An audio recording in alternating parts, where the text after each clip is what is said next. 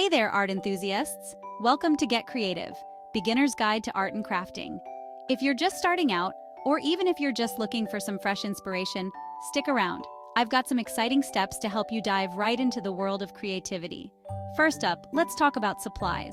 You don't need a ton of fancy tools to get started.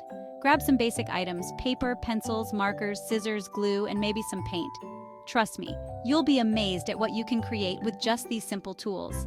Now, on to your first project, a custom greeting card. It's a perfect beginner craft because it's simple, useful, and lets you experiment with different techniques.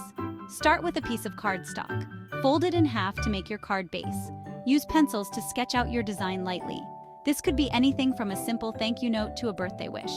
Next, go over your sketch with markers or paint. Don't worry about making it perfect. The charm of handmade art is in its imperfections.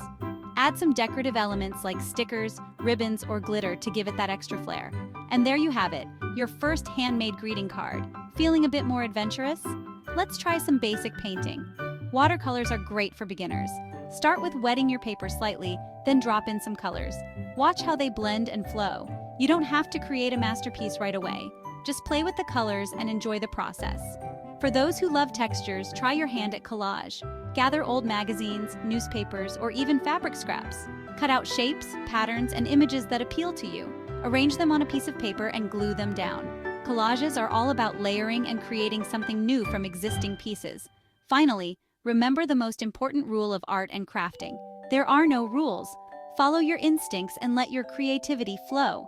It's all about expressing yourself and having fun. So grab those supplies and get started. And don't forget to share your creations. I'd love to see what you come up with. Until next time, keep creating and stay inspired.